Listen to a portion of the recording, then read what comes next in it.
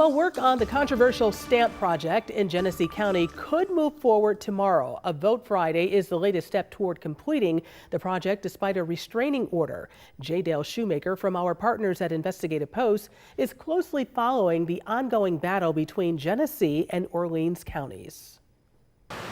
This is the Oak Orchard Creek. It's been called the lifeblood of Orleans County. The fish that feed and spawn here fuel a $30 million per year tourism industry. But now, the developer of an industrial park in rural Genesee County wants to build a 9.5-mile pipeline that will dump millions of gallons of industrial wastewater here each and every day. How much wastewater? Well, it's unclear. During initial planning, developers said they would discharge 3 million gallons per day. Now, they're saying they could discharge as much as 6 million gallons per day. But they tell prospective tenants that the system could eventually handle up to 11 million gallons per day.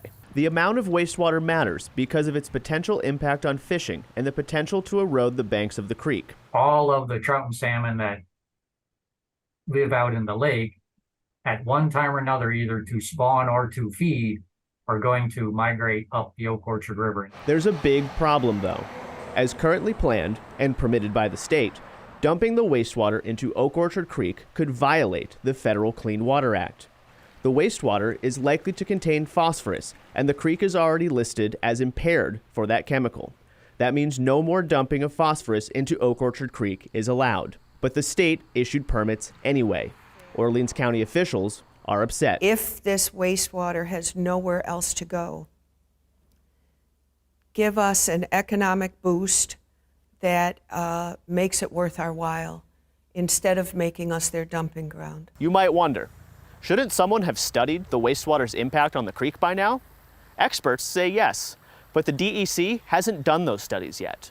And the Genesee County Economic Development Center, when it was doing the initial planning for STAMP, they didn't do the studies either. In fact, when the agency did studies years ago, it planned on dumping the wastewater in a different waterway altogether. Normally, you need to know what the discharge is in order to understand what permit conditions might be required and what the impacts on the receiving water body would be. So that in and of itself is pretty problematic. At present, the pipeline will cross the Genesee County line into Orleans County before ending at the creek. Orleans County has filed a lawsuit against its neighbor to stop the project. A judge has barred any pipeline construction in Orleans County, and federal officials have put a stop order on any drilling in Genesee County because of violations related to spills of drilling fluid in protected wetlands. Everyone I've approached from the Genesee County Economic Development Center, including Executive Director Steve Hyde and an attorney, has refused to speak with me. I had a long list of questions, 35 in all. No one, not Steve Hyde, nor anyone else from his agency, would answer a single one. For Channel 2 News, I'm J. Dale Shoemaker with Investigative-Post.